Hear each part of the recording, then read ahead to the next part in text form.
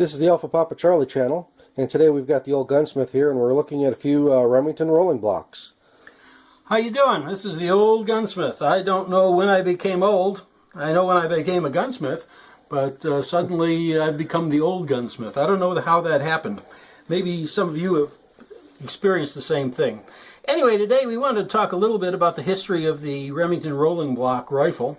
It was developed basically by Joseph Ryder, who also had done the Remington Ryder pistol back in 1864. And this has been called the gun that saved Remington. And the reason for that was 1864 was towards the tail end of the Civil War. It ended in 1865. And after the Civil War, all the surplus muzzleloaders were on the market for pennies. And coming out with a new rifle that you could actually make a profit on and sell to anybody became impossible. A lot of people were heading west and taking their old military muzzleloader that they could buy for pennies with them in order to provide meat. So Remington developed this rolling block that was a cartridge gun and a breech loader, a single-shot breech loader, rather than the muzzle loader, and went to market with it. It almost broke Remington first, mainly because their salesman did such a great job going around the world and demonstrating it, that the Egyptian government came up and ordered 1 million of them. And Remington tooled up to make 1 million rolling blocks.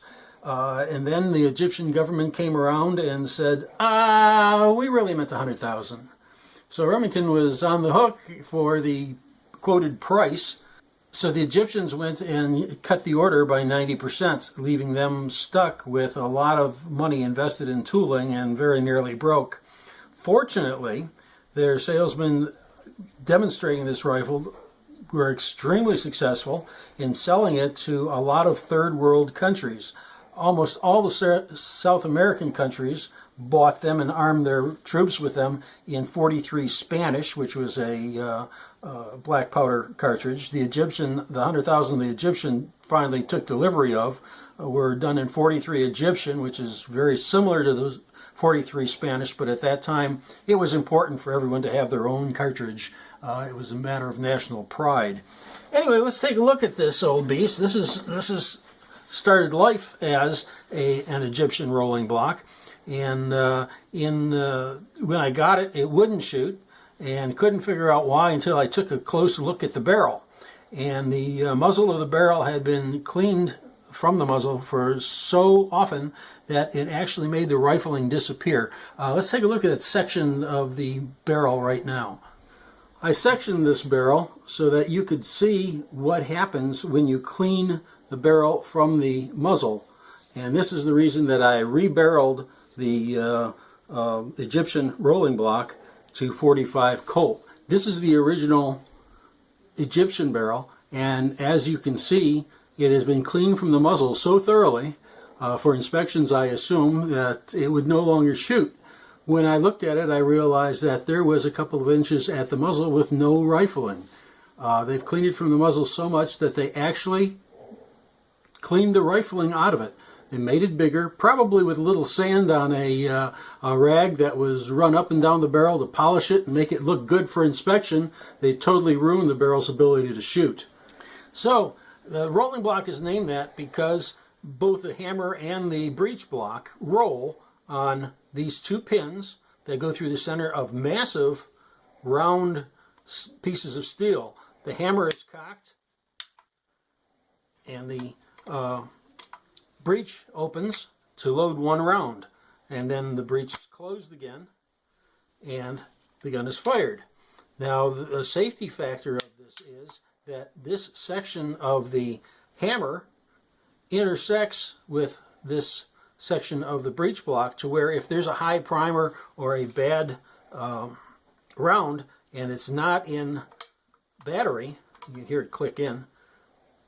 If it's not in battery, this actually blocks it and it won't fire. Once it's all the way in, of course the gun will fire.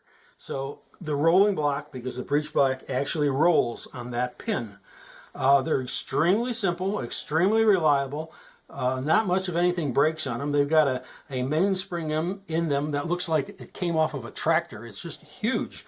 All the parts are big, robust, tough parts that just last forever, which is why guns made in the 1870s and 1860s are still around, still shooting. So this is my .45 Colt Remington Rolling Block on a #1 action. The gun was so successful that they made them in several different action sizes. And to illustrate that, that was a #1. This is a Remington Rolling Block #4. This is made for a small rimfire cartridge. They were made in 22, 25 rimfire, and 32 rimfire. This one started life as 32 rimfire. Of course, those are no longer available. So I've done a conversion on it to shoot the 32 Smith & Wesson cartridge. The reason for the 32 Smith & Wesson is when I did this originally, my idea was to build this gun on .327 Magnum. And I thought, boy, I'd have a really hot shooter there. But in doing some research, I found that the original 32 rimfire cartridge was a black powder cartridge that worked with a chamber pressure of around 15,000 psi. In researching the .327 Magnum, I found that that cartridge worked at a chamber pressure near 60,000 psi. And I thought taking a gun that was designed for 15,000 pounds per square inch and chambering it for a round that developed 60,000 was a good way to blow the gun up and hurt myself. So I decided that the .327 was probably a really bad idea. Then I thought, well, what about the 32 H&R Magnum? And researched that and found out that works at 45,000 psi chamber pressure, meaning that we were going to be tripling the pressure that the gun was designed for. So we didn't do that either. We went and chambered for the 32 Smith & Wesson Long.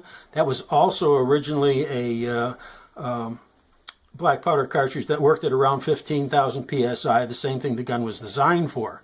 So we, being the bore was the same diameter, all we had to do was run a 32 Smith & Wesson long reamer into it, and the gun was converted. Of course, originally being a rimfire, the firing pin was offset, so it would hit the bottom of the rim. I had to fill the original firing pin hole and drill a hole in the center, refit the firing pin so that it would hit the center fire portion of the primer on the 32 Smith & Wesson. So that was a fairly easy conversion, and one that put the gun back in usable condition, mainly because when's the last time you saw a 32 rimfire on the store shelves? This happens to be a Takedown model. This lever here, in case you're looking at it wondering what it is. All right, we push this all the way forward, and the barrel comes off of the gun. And the gun can be broken down into two nice pieces that would fit right into your travel case. You could take it on the train, on the plane, and that was back in the 20s and 30s when you could do those sort of things. Today, the TSA would take the gun away from you and put you in jail. But it was a nice feature for the traveler who was taking his gun out to hunt someplace outside of town if he lived in the city.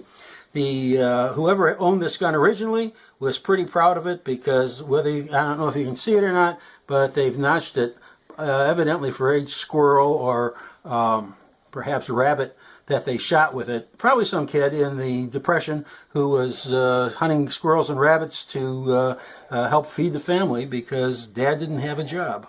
Anyway, that's the #4 Remington Rolling Block. They become somewhat more popular now than they were several years ago, mainly because they are much more available. A bunch of them were made under license in Sweden, and that's what this is. They've come into the country lately, and they're much more affordable than they were years ago. The Remington Rolling Block was the #2 rifle used by the buffalo hunters when they absolutely wiped out the North American buffalo herds. Of course, everyone knows they used the Sharps rifle, and the Sharps rifle was quite efficient.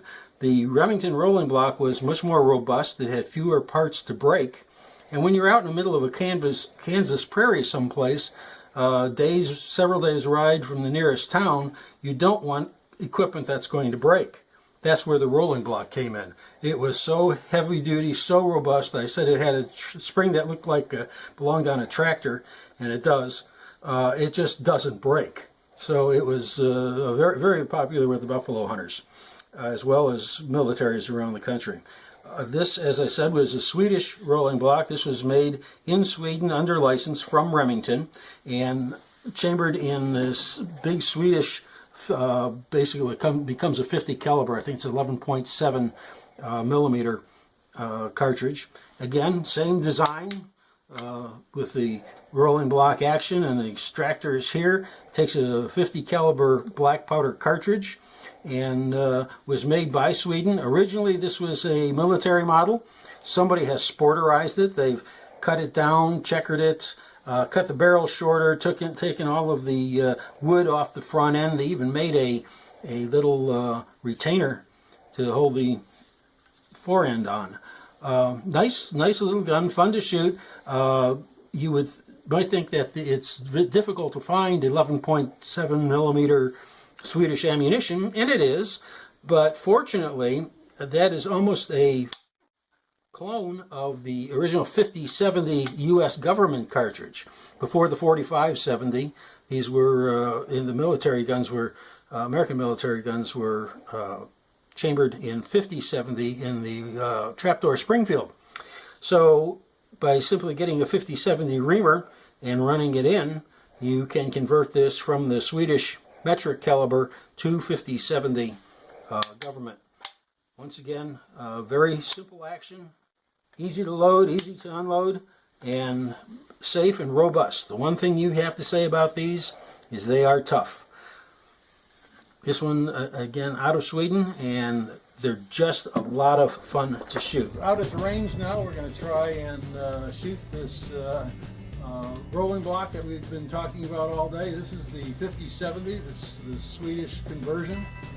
We'll see what we can do with it. It's a black powder load, 50 caliber, straight case. First you cock the hammer, you open the breech, put your round in, close the breech, make sure it's home. 60 grains of 2F black powder.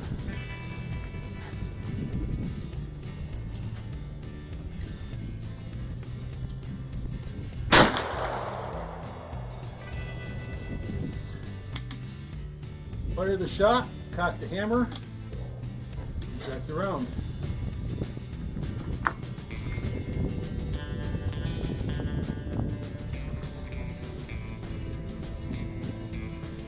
That is a little low and right. Just going to leave it there for the time being.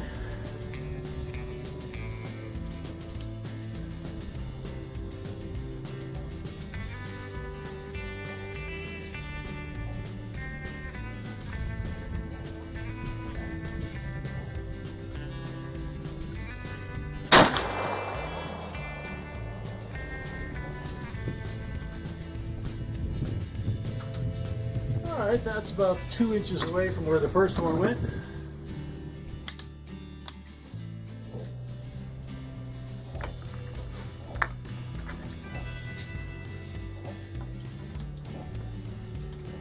You'll notice I'm not adjusting the sights at this point. What I want to see is where my group forms, and then I'll adjust the sights from there.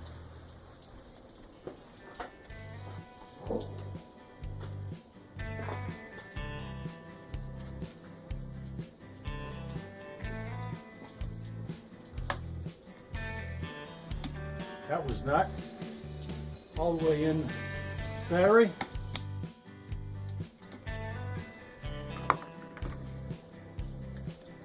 And as the design is rolling the block, the breech block not being all the way in battery, the hammer did not fall. It couldn't because it was caught by the bottom of the rolling block.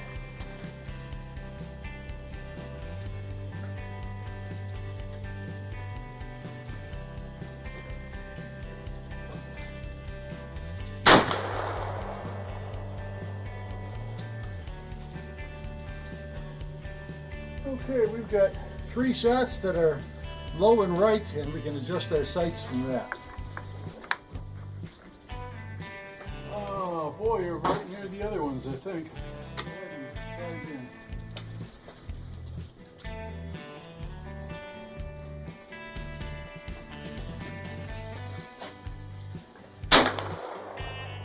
All right, that is just south of the bullseye.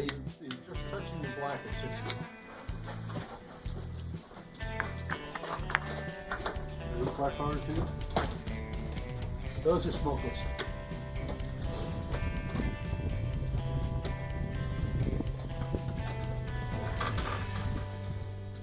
All right, that's right next to the last one.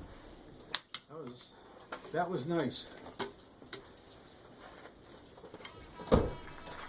This is the 32 rim fire that I converted to 32 speed.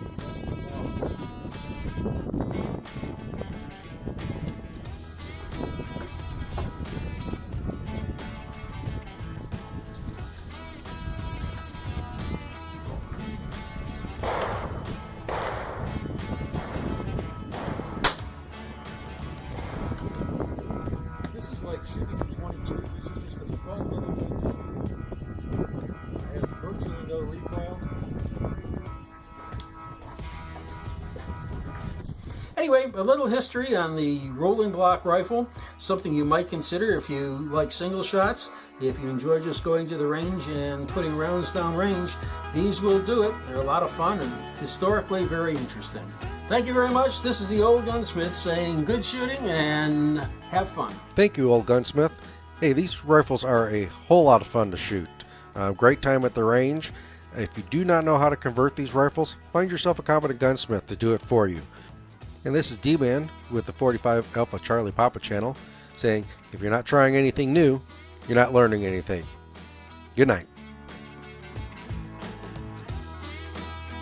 Thanks for watching. Please subscribe.